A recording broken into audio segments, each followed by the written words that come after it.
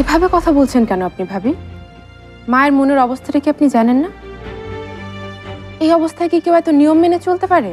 মানে শোকটা কাটা, যার যার শোক তার তার ঘরে গিয়ে পালন করো, তাতে আমার কোনো আপত্তি নেই। নিন, খাবারটা খেয়ে নিন। আরমান, ওসমান ওরা খেয়েছে? সবাই খেয়েছে, আপনার খাওয়া হলেই ঝামেলাটা শেষ হয়। ঝামেলা? হ্যাঁ, ঝামেলাই তো। এক একজন এক এক সময় খেলে দুপুর পর্যন্ত টেবিলে ব্রেকফাস্ট সাজিয়ে আমাকে বসে থাকতে হবে। সারা তো এখনো ঘুম থেকেই ওঠেনি, ওদিকে আরমান অফিসে যাবে, তাকেও আমার সবকিছু গুছিয়ে দিতে হবে, সেখানেও আমাকে লাগবে। আর সুমির মা, সে তো বাড়িতে গেছে ছুটি নিয়ে, কবে ফিরবে কে জানে। ঘর গোছানো, থালা বাসন ধোয়া, গাছে পানি দেওয়া, সবকিছু এখন আমার ঘাড়ে। বোঝেন না এই ব্যাপারটা?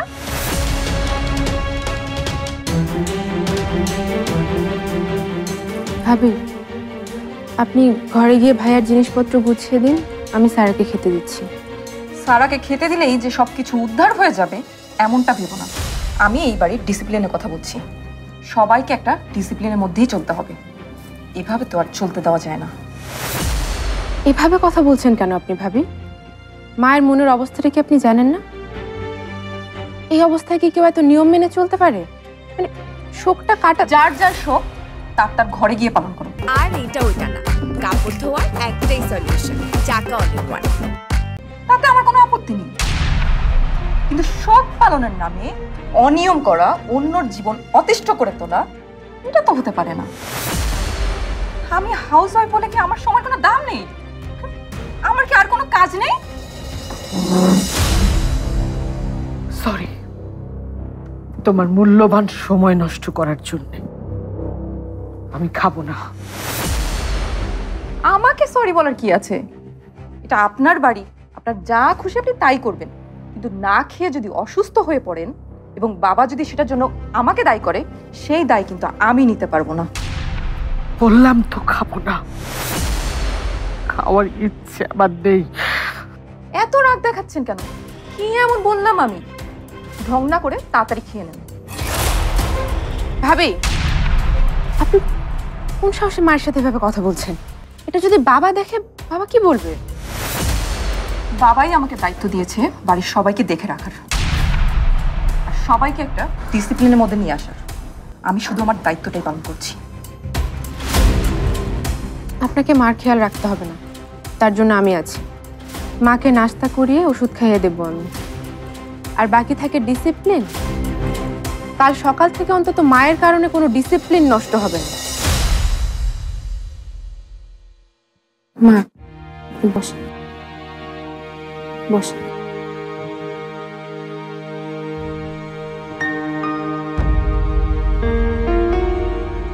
আপনি 2 মিনিট বসেন, আমি আপনার জন্য গরম গরম রুটি বানিয়ে আনছি।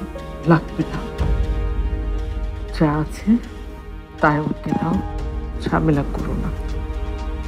আমি তো জানি মা, আপনি ঠান্ডা রুটি একদম পছন্দ করেন না। আপনি বসেন।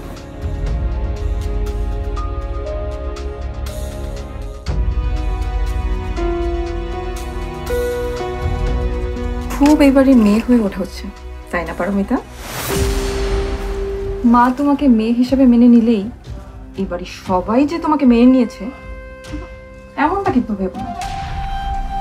এই বাড়িতে ঘাটে গেড়ে বসার স্বপ্ন দেখা বাদ দাও পারমিতা। তোমার এই স্বপ্ন কোনো দিনও পূরণ হবে না। আমি মিতু সেটা কোনো দিনও হতে দেব না। কি বোঝো না এই ব্যাপারটা?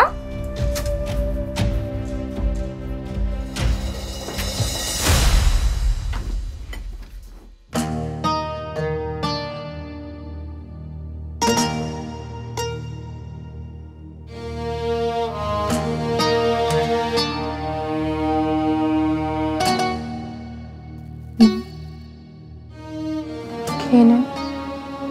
একদম খেতে ইচ্ছে করছে না।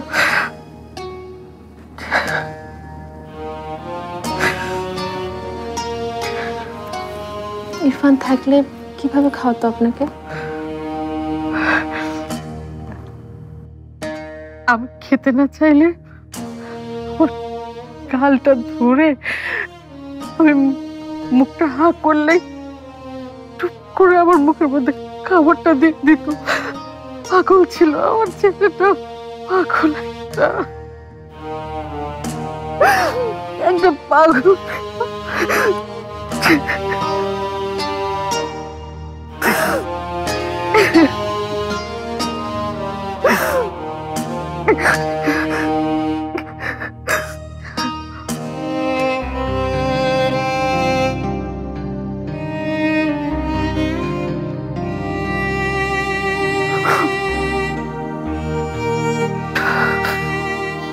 তুই খেয়েছিস?